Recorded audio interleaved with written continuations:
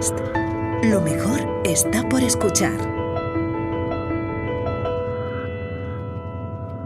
Desmontando la firma de Dios es un podcast de divulgación científica que intenta desvelar los misterios y conceptos de los que habla la serie de ficción sonora La firma de Dios, escrita por José Antonio Pérez Ledo.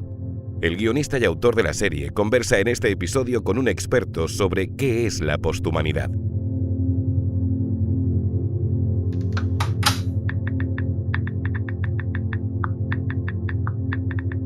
Buscando información.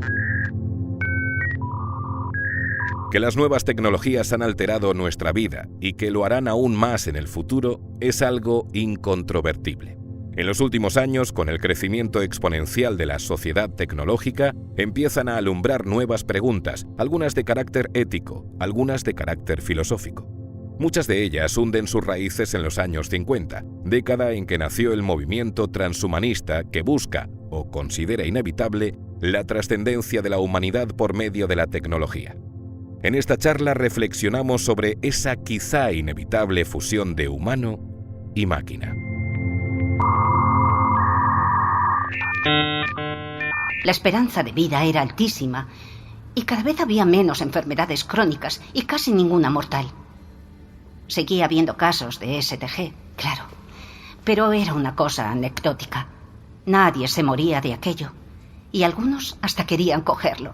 Se sentían especiales. Imagino. Aparecieron muchísimas empresas que te analizaban el gen problema para que supieras qué decía. La gente compartía sus mensajes en redes sociales.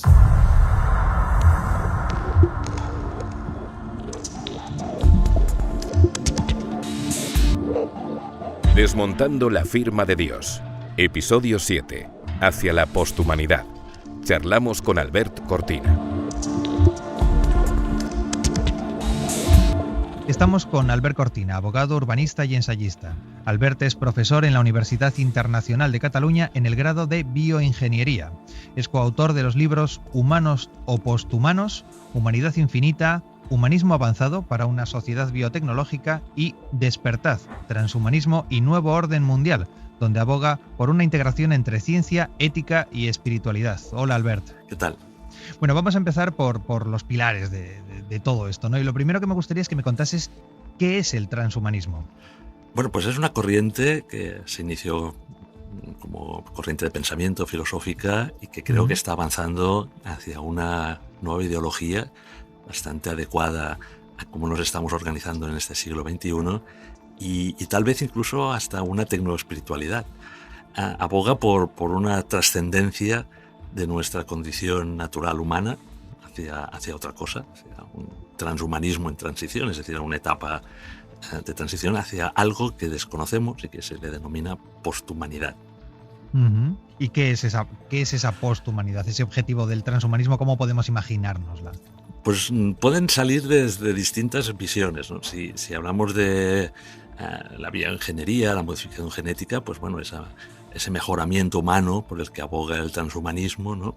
En el cual, pues a través de esa modificación genética, pues tendremos más capacidades, dicen ellos, ¿no? Pues de cognitivas, físicas, de todo tipo, hasta crear como un posthumano superior, ¿no? Una naturaleza que no tenga las condiciones que tenemos nosotros, ¿no? Los humanos normales, pues que enfermamos, envejecemos, incluso morimos. Por tanto, esa es una línea, ¿no? La otra es a través de la fusión con la inteligencia artificial, con la máquina, ¿no? Para también lo mismo, ¿no? Para potenciarnos, para conseguir, dirán ellos, pues un humano aumentado.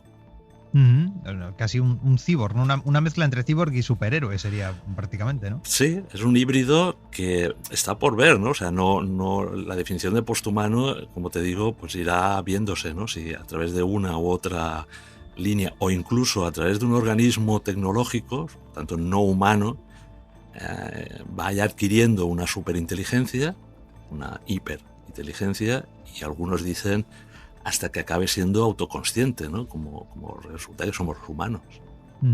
Has mencionado que es una ideología o que está camino a convertirse en una ideología. Claro, esto es una ideología que está completamente fuera del espectro que manejamos ahora mismo, izquierda y derecha, ¿no? ¿Dónde ubicamos esta ideología? ¿Dónde está? No está. Es decir, es transversal, es nueva. Bueno, nueva no. Fíjate que ya tiene sus antecedentes pues casi en los años 40, 50, ¿no? Por un lado, por la eugenesia, esa visión de vamos a mejorar la especie humana, vamos a conseguir unos superhombres, ¿no? Que tan graves consecuencias tuvo, ¿no? Tanto en el imperio anglosajón, ¿no? Con esa visión un poco pues, de Huxley y compañía, pensando en que se podría conseguir con esas mejoras genéticas, etcétera, pues una especie, una raza superior. Y ya no digamos pues en la Alemania nazi, ¿no? Pero ahora se diluye o de alguna manera se camufla, si tú quieres, pues con esa idea tecnológica, ¿no? de ideología en la cual la tecnología nos va a salvar, la tecnología es la que va a permitir tener una biomejora del ser humano, no la cultura, no la educación, sino aplicándonos distintos dispositivos, no sé, neurotecnológicos, ¿no? En nuestra mente o cambiando determinado gen que a lo mejor produciría la agresividad o las tendencias negativas del ser humano, ¿no? Esa mejora moral que auguran a través simplemente de la tecnología, pues bueno, puede que acabe siendo una ideología transversal que, sin que se denomine por parte de los que a lo mejor pues ya la están asumiendo transhumanismo, ¿no? Pero que forma parte de ese ideal, ¿no? que pretende el transhumanismo, ¿no? de mejora moral del ser humano a través de la tecnología. Estoy seguro de que algunos de nuestros oyentes se han inquietado mucho con cosas como mejora moral o eugenesia, ¿no? Y es cierto que remite un poco al superhombre de Nietzsche y algunas de sus interpretaciones. Éticamente, ¿cómo está el debate ahora mismo en torno a esto? ¿De qué se está hablando en estos términos? En primer lugar, se está hablando de qué es mejora y qué es terapia. Porque la frontera entre una y otra, que estaba muy clara, es decir, aplicar todas estas tecnologías para curar para una persona que tiene una discapacidad, ¿no? Las personas con diversidad funcional, ¿no? Un sordo, un ciego, que a través de distintas prótesis de lo más avanzadas posible, ¿no? Alguien que pueda recuperar la memoria, pues después de estando sufriendo un Alzheimer, por ejemplo, ¿no? Todo esto yo creo que no plantea un dilema moral, sino al revés, ¿no? O sea, bienvenido sea. Pero claro, eso tiene cara y cruz, ¿no? O sea, la misma aplicación para personas que puedan sufrir, como he dicho, una enfermedad o una discapacidad, el transhumanismo pretende que sirvan para aumentar capacidades de personas sanas, ¿no? Es decir, si un atleta que no tiene unas piernas porque tiene un accidente, ¿no? Y que tiene unas piernas biónicas y está, no sé, en los Paralímpicos, ¿no? Con unas marcas determinadas, ¿no? Atléticas, a través de esas prótesis inteligentes supera lo que serían nuestras capacidades naturales, ¿no? de esfuerzo, etcétera, y pasa a una especie de supraolímpicos, ¿no? De supercapacidades, ¿no? A partir de una discapacidad. Bueno, pues eso ya empieza a plantear un dilema, ¿no? Pero el dilema moral o ético más claro es, bueno, pero yo estoy sano y quiero lo mismo. Quiero, yo qué sé, tener visión nocturna. Quiero sentir los colores de una determinada manera que a lo mejor pues mi especie humana pues no lo percibe, ¿no? Y toda esta abertura hacia nuevas capacidades no humanas en personas sanas, ¿no? Bueno, pues van a ir planteando el dilema de que ya no será terapia, sino que será mejora o empeoramiento, no lo sabemos. Ese es el dilema, ¿no? Claro, de lo que estás mencionando además, probablemente lo que más real me parece ahora mismo es, o por lo menos inmediato quizás sea la terapia génica, ¿no? La ingeniería genética. Sí, pero fíjate que también en todo el tema neurotecnológico, ¿no? de incidir en la mente humana, pues también es un tema importante, ¿no? O sea, son los dos, ¿no? Por eso te he dicho antes, hay un tema genético de llegar incluso a alterar o modificar la línea germinal, ¿no? Que aquellas mejoras o aquellos cambios genéticos en una determinada persona trascienda a esa persona, ¿no? y se reproduzca en sus descendientes, ¿no? Esa sería una línea roja que los comités bioéticos pues están valorando o haciendo moratorias y decir, bueno, no, una cosa es aplicar un cierto experimento genético en una persona y si sale mal, bueno, pues se circunscribe a esa persona, y otra es abrir distintas líneas de humanidad, ¿no? A partir de los descendientes, ¿no?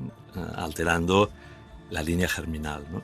Pero es que en neurotecnología, en neurociencia, llegar a la mente, llegar a condicionar pensamientos, borrar recuerdos, inducir pensamientos o recuerdos, esa otra línea también nos debe no digo de preocupar, sino de estar atentos, ¿no? Muy atentos para ver lo que nos conviene y lo que no. Estaba pensando ahora que la ciencia ficción, que siempre va un pasito por delante en el desarrollo científico-tecnológico, ya nos ha advertido muchas veces de esto, ¿no? Y estaba pensando ahora que, curiosamente, cuando la ciencia ficción ha planteado esto, siempre ha sido dentro de un marco distópico. Siempre nos ha advertido de las consecuencias negativas de todo esto. Sí, es curioso, son como oráculos, ¿no?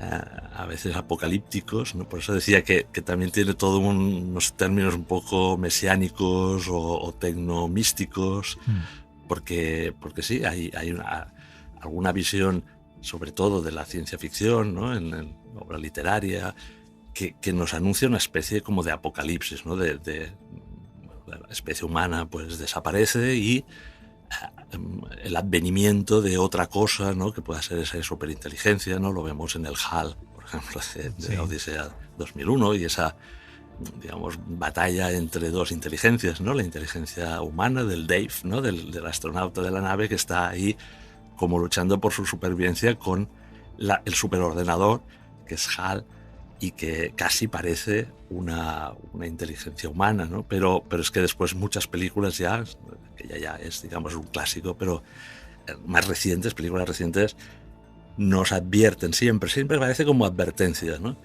Y no sé si es adecuado, ¿no? Porque claro, va a haber muchas cosas positivas, ¿no? Y de hecho ya las estamos viviendo, ¿no? O sea, no hay que ser para nada tecnofóbicos, ¿no? Y tampoco hay que ser, pues simplemente, no, esto solo pasa en las películas, ¿no? Y por tanto nosotros sí hacemos experimento avanzado, tecnología avanzada, pero muy disruptiva, pero no va a ser como lo veis en la película. Bueno, no lo sé. De eso se trata, ¿no? De ir siguiendo como ciudadanos, ¿no? Y como, bueno, comunidad científica, académica, política, espiritual y religiosa también, porque esto altera la concepción del ser humano, ¿no? Y de la relación o no con un Dios o con un creador, muy, muy importante, ¿no?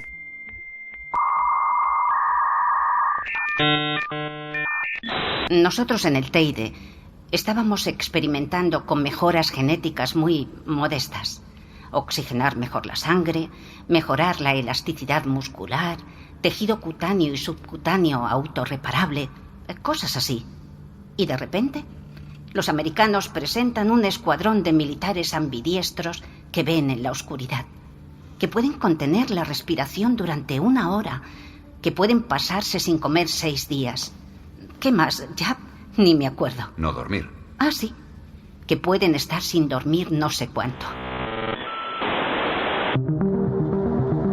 Yo cuando empecé a leer cosas de transhumanismo para escribir la firma de Dios, una de las cosas que me preguntaba, y quería preguntártelo a ti, es si en definitiva el transhumanismo no es una consecuencia inevitable del desarrollo científico-tecnológico, ¿no? Quiero decir que si no es una manera de denominar algo que en realidad está en curso y es inevitable. Sí, es ese cientifismo, ¿no? Un poco materialista, muy, muy reduccionista, entendiendo al ser humano solo como cuerpo, materia, alguien que nace y muere, pero no hay más trascendencia, pero como en las últimas décadas, ¿no? Sobre todo ya a finales del siglo XX, se ha visto que el ser humano continúa ansiando, ¿no? Esa trascendencia, esas respuestas hacia, bueno, y después de la muerte, ¿qué pasa, ¿no? Y hay o no una inteligencia cósmica universal, ¿no? Que lo esté moviendo todo o no, hay un determinismo, cuál es nuestra libertad, ¿no? Frente a esa fuerza creadora. Todo eso un poco olvidado, ¿no? Con un cierto agnosticismo o secularismo a finales del siglo XX, está renaciendo con las nuevas espiritualidades, ¿no? Desde mi punto de vista, ¿eh? Y el transhumanismo, por eso te he dicho que sí, es una rama o algo que encubre ese cientifismo materialista, pero también parece como una espiritualidad de sustitución una vez hemos arrinconado o han arrinconado la visión de un Dios creador, personal, de muchas de las tradiciones milenarias, ¿no?, de la humanidad. Entonces parece como que, bueno, ya no hay ese Dios personal, ¿no?, pues de los cristianos o de por ejemplo, las religiones del libro, ¿no?, abrámicas, pero en cambio empezamos como a someternos a una inteligencia artificial, ¿no?, superpoderosa, omnipotente, que dicen ellos va a conseguir, si nos fusionamos con ella, esa inmortalidad cibernética, que quiere decir que nuestra mente la podemos fusionar en esa inteligencia colectiva, en esa mente colectiva, ¿no?, casi en tonos budistas, ¿no?, del gran océano de la conciencia en el cual... Entonces, bueno, se está como articulando un discurso que ya no es solo cientifista, agnóstico o secular, ¿no?, sino mezclado pues con una nueva espiritualidad, una tecno-espiritualidad en la cual creo el Dios que emerge pues es esa superinteligencia artificial que nosotros mismos estamos alumbrando, ¿no? Algunos pues hablan del advenimiento de la singularidad, ¿no?, de la singularidad tecnológica. Es uno de los grandes temas de los profetas del transhumanismo, como Ray Kurzweil, etcétera, ¿no? Todo esto tiene algo que ver con eso que algunos llaman el Homo Deus. Sí, totalmente. O sea, es la Biblia, aunque no lo venda así, digamos, su autor, ¿no?, Harail, pero se ha transformado un poco, se ha convertido un poco en la Biblia de esa visión, ¿no?, de esa nueva visión. Decir, bueno, hasta ahora, recuerda que Harail, el libro anterior era Homo Sapiens, ¿no? Sí. Y bueno, casi como que rompe en su segundo libro, después hay más, ¿no?, pero como esos dos grandes, ¿no?, Homo Sapiens y Homo Deus, ¿no? Ese Homo Deus es el que a partir de un momento de singularidad, Kurzweil dice el 2045, siempre se equivoca todos los futurólogos que pretenden poner fechas, pero bueno, tanto no es buena idea. No es buena idea, como el apocalipsis, ¿no?, los que, bueno, ahora vendrá esto, el otro, no. Pero sí los signos de los tiempos, ¿no?, sí algo que se va detectando, ¿no?, que en algún momento del siglo XXI, tal vez, o un poco más allá, pues esa inteligencia artificial, que ahora es débil, que es todavía está al servicio del ser humano, el ser humano está detrás de ella, ¿no?, la programa, es la que nos permite utilizar determinadas tecnologías muy prácticas, ¿no?, muy... Bueno, todavía no de inteligencia general, ¿no? Esa superinteligencia sería como una inteligencia humana que es, bueno, como tú sabes, ¿no?, múltiples inteligencias, ¿no? No solo la racional, lógica, sino la emocional, la afectivo, la trascendente incluso, ¿no?, esa autoconciencia. Bueno, pues Homo Deus parece, con el libro al menos, parece como que dice, es inevitable, vamos a dar un salto evolutivo en nuestra especie humana, desde ese Homo Sapiens que ya va a quedar obsoleto, que es el que no quiera fusionarse con esas máquinas, con esa inteligencia artificial, no quieran mejorarse a través de la ingeniería genética, etc. Y ese hombre o ser humano aumentado, potenciado en sus capacidades, expandido, bueno, tiene distintas denominaciones, ¿no?, transhumano, posthumano, en el cual, bueno, pues es ese Homo Deus que no quedará obsoleto y que hará un salto evolutivo hacia otro tipo de ser humano, ¿no?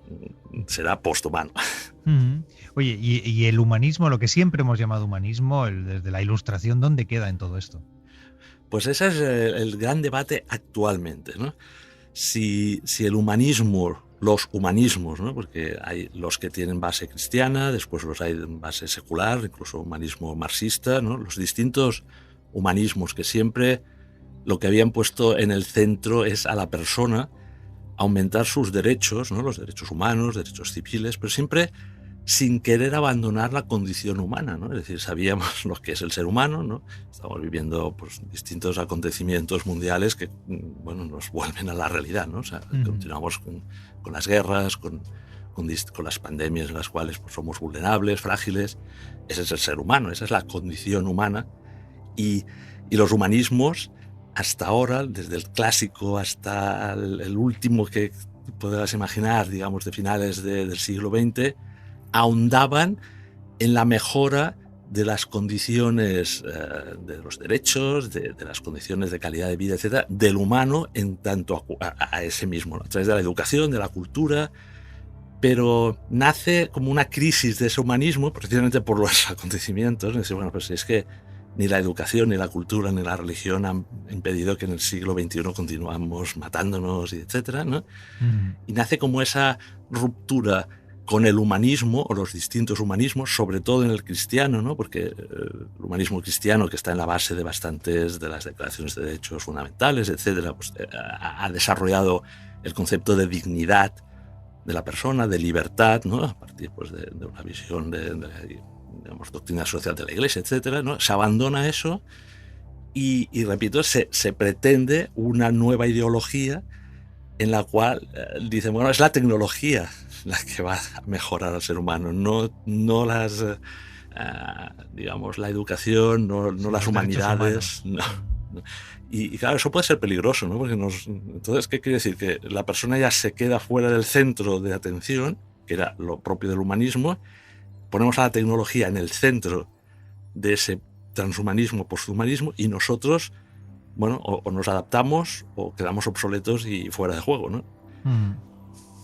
Antes has abierto la puerta de la trascendencia, de la espiritualidad, y vamos a asomarnos un poquito por ese camino, porque bueno, yo he leído que el transhumanismo, lo has mencionado tú también antes, llega a hablar incluso de humanos que vivan indefinidamente, ¿no? Es decir, de la eliminación de la muerte, lo que hasta donde sabemos es imposible porque viola las leyes de la termodinámica. ¿Cómo se conecta? Lo has apuntado, pero me gustaría una respuesta más concreta. ¿Cómo se conecta todo esto con, no sé si con la trascendencia, con la espiritualidad o directamente con la pseudociencia? No lo sé. Bueno, hay un poco de todo, ¿no? Los científicos más racionalistas, ¿no? Que muchas veces pues no quieren jamás mezclar lo que son los temas de trascendencia, espiritualidad con la ciencia, pues lo ven, pues eso, ¿no? Como una pseudociencia, una vuelta a la incursión de una cierta teología, ¿no? O de una nueva incursión de la espiritualidad en los términos del positivismo, ¿no? De la ciencia positivista que solo pues analiza datos y no va más allá, ¿no? Pero claro, estamos hablando de ciencias exponenciales que están convergiendo, que van a las fronteras de lo que son cada una de esas ciencias y del ser humano y del cosmos, ¿no? Y entonces las grandes preguntas de siempre, pues a esos científicos o a los que están, digamos, trabajando en estos temas, pues vuelven a surgir, ¿no? Que es de nuevo, bueno, y el cosmos cómo se desarrolla o cómo evoluciona, el ser humano hacia dónde va, si podremos vencer algún día la muerte. Y ahí es donde uno de los temas de marketing, pero también de negocio, de pseudoespiritualidad más claros del transhumanismo, posthumanismo, es el de la inmortalidad. Es decir, vamos a conseguir, dicen ellos, que el ser humano, en primer estadio, cuando envejece, lo consideremos como enfermedad. O sea, el envejecimiento no es irreversible. A medida que podamos ir aplicando terapia génica, prótesis inteligentes, reparando con nanorobots nuestras células cancerígenas, por ejemplo, las neuronas que están, digamos, inutilizadas, ¿no? Y que producen por ciertas enfermedades mentales y tal. Bueno, eso lo vamos a ir revertiendo y vamos a conseguir una especie de superlongevidad, ¿no? Vamos a alargar la esperanza de vida hasta los 120, 140, no hay límite, ¿no? ¿Por qué no hay límite? Dicen ellos. Porque el envejecimiento es una enfermedad. Eso por un lado, ¿no? Pero por otro, ya los más lanzados, ¿no? Y los que conectan a veces pues con esa visión tecnomística, ¿no? Es, bueno, ¿y si alcanzamos la inmortalidad? O sea, no tenemos por qué morir si realmente incluso nuestro cuerpo, y ahí hay un cierto gnosticismo que a veces, pues bueno, comento, en el sentido que parece que el transhumanismo esté muy preocupado por reparar el cuerpo, mejorarlo, etc. Y es cierto, ¿no? Pero en realidad lo que le interesa es la mente. No el alma, no el alma ni la espiritualidad, sino la mente. Esa concepción de, bueno, nosotros somos mente, somos inteligencia, y si consiguiésemos, dicen algunos de ellos, ¿no? Transmigrar una vez nuestro cuerpo, ya no hay manera de repararlo, ya, o sea, ya ha conseguido la ciencia actual, incluso con la criopreservación, etc. No hay manera de reparar ese cuerpo. Bueno, ¿por qué no podemos cambiar? O sea, esa mente, ¿por qué no puede introducirse en otro vehículo incluso inerte, no biológico, no vivo, ¿no? Nuestra carne, nosotros estamos como encarnados, ¿no? Trasladar la conciencia, ¿no? Sí, o el alma, transmigrar. Bueno, es que preguntes. claro, exacto, depende de quién preguntes. Ellos no hablan de alma, ellos hablan de mente, algunos de conciencia. Lo que choca es pues con ciertas visiones de las religiones tradicionales, en el sentido de, bueno, y el espíritu del alma es otra cosa, o sea, eso no lo vamos a poder transmigrar, ni que sea desde la visión de reencarnación, ¿no? Como algunas tradiciones espirituales que también lo plantean, decir, bueno, ¿y por qué no me puedo reencarnar? O sea, ¿por qué mi ser no podrá acabarse reencarnando en un robot, ¿no? Bueno, pues o en un cyborg. Eso es un planteamiento que se hacen algunos, ¿no? Desde una visión cristiana dirán, no, es que es imposible, o sea, nosotros estamos hablando de una encarnación cuerpo-alma y una resurrección. La visión, la cosmovisión cristiana no tiene nada que ver con esa inmortalidad cibernética. Y los, repito, más tecnoentusiastas, ¿no? Que ya han abandonado esas visiones espirituales que eran ellos tradicionales, pues bueno, se inventan un cierto nuevo gnosticismo en el cual dirán, bueno, oye, el cuerpo no es lo que importa, lo iremos reparando, pero lo que importa al final es la mente y esa conciencia que tampoco los científicos, como sabes, pues no acaban de saber qué es, ni dónde está, o sea, no está en el cerebro, está en todo, ¿no? Pues la podamos transmigrar o bien a un elemento inerte, ¿no? No sé, un soporte de silicio, un robot, o a un soporte holográfico, ¿no? Es decir, que las elucubraciones, ahí las películas de ciencia ficción son más expresivas que mis palabras, ¿no? Seguro. De hecho, un inesperado tecnoentusiasta es el Dalai Lama, tengo entendido, ¿no? Bueno, a ver, no sé si tecnoentusiasta, pero sí que es la tradición espiritual. Ya sabes que a veces el budismo no quiere declararse como una religión, ¿no? Porque no hay un dios personal, ¿no? Como puede ser las tradiciones abrámicas. Siempre se habla más, pues hay una dedicación mayor a lo que es la mente, lo que es la conciencia, ¿no? Y se habla muchísimo de conciencia. Entonces, claro, y de la conciencia colectiva y de fundirse en una conciencia universal. Entonces, claro, eso es muy atractivo para el transhumanismo. Entonces ha habido como algunos encuentros, debate, algunos personajes importantes del budismo están en contacto pues, en Silicon Valley con la gente pues, del transhumanismo, un poco para ver esa espiritualidad tradicional, milenaria, ¿no? que centra muchísimo su visión trascendente en la mente y en la conciencia, cómo casa o cómo se articula bien con esa nueva visión que no pretende ser solo materialista, repito, ¿no? Sino que aspira a algo más, ¿no? Algo más incluso que a esa ideología, aspira a un mesianismo universal, global, ¿no?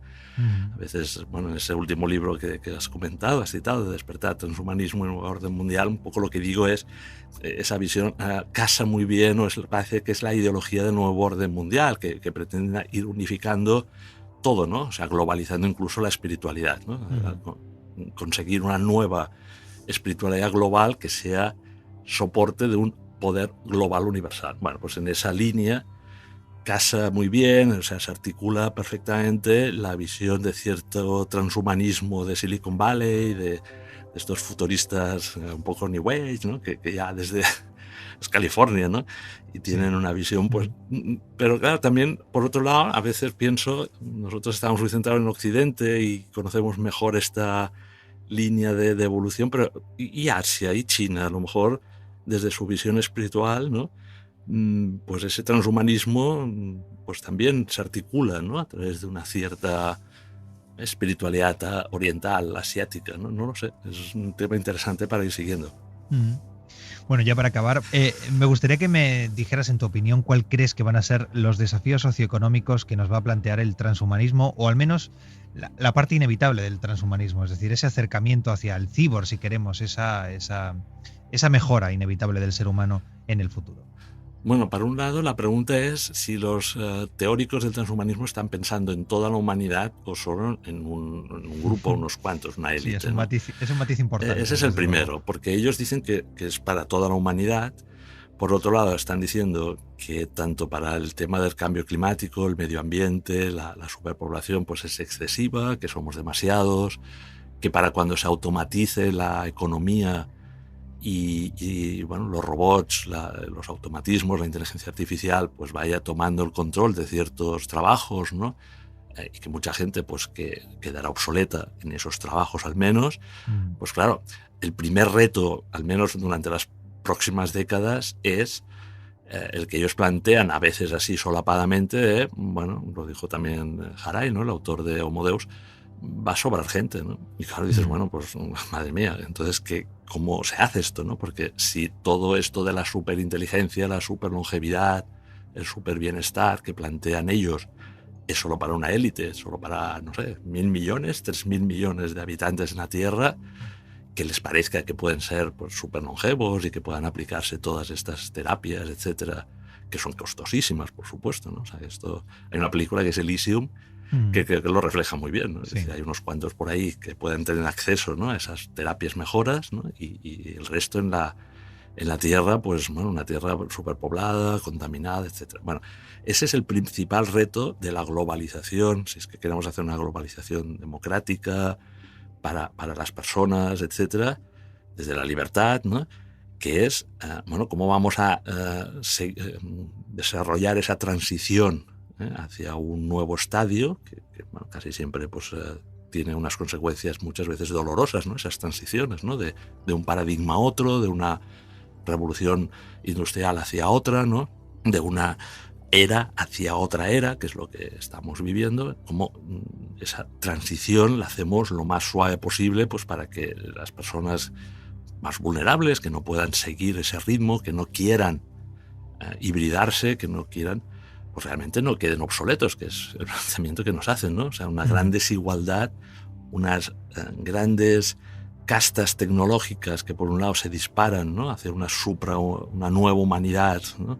Que incluso pueda salir del confinamiento del planeta, ¿no? Y pueda, como hemos dicho en la película Elysium, ¿no? Pues estar fuera del planeta, viviendo pues, como una urbanización de lujo, con unos grandes, digamos, adelantos científicos, médicos.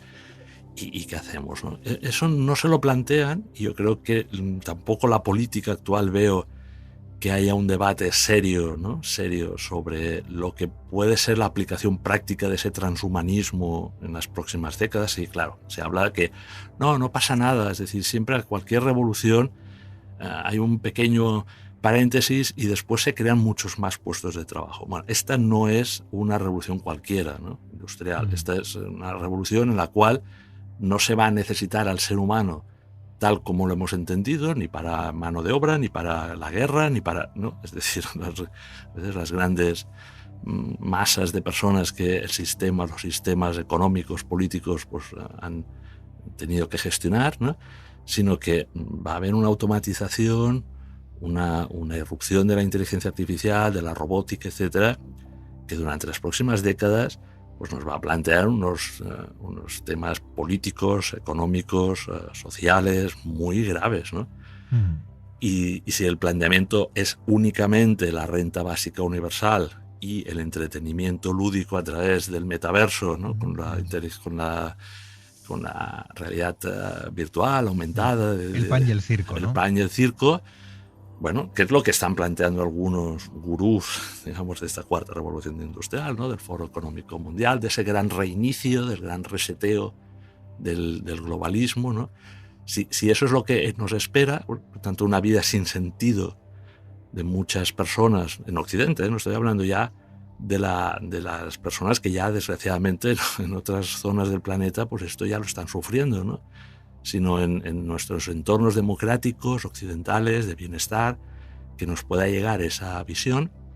Bueno, pues ese es el gran reto ético, político, económico, moral, espiritual, que debemos abordar desde las democracias, ¿no? Para no parecernos a China, porque claro, China lo está planteando sí, desde otro modelo, parece como que con pretensiones hegemónicas, ¿no? En esa globalización. Y bueno, yo creo que ahí Europa tenemos un papel fundamental, ¿no? Porque ahí es la cuna de ese humanismo que decíamos antes, donde también con la fusión del cristianismo pues se ha puesto a la dignidad humana, a la libertad, a esos derechos fundamentales de las personas en el centro, ¿no? Y siempre que se ha retirado a esa persona del centro de las preocupaciones, pues hemos tenido grandes catástrofes, grandes totalitarismos y holocaustos, ¿no? Entonces hay que evitar, creo yo, esa nueva etapa en la cual, pues bueno, la automatización y robotización nos plantea ese escenario distópico que no nos gustaría para nada que llegase, ¿no? Albert Cortina, muchas gracias. A ti, Antonio, ha sido un placer, de verdad.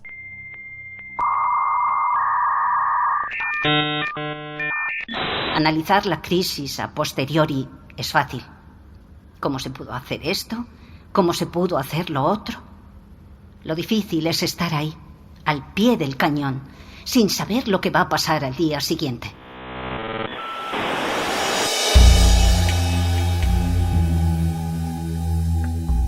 Desmontando la firma de Dios, con José Antonio Pérez Ledo.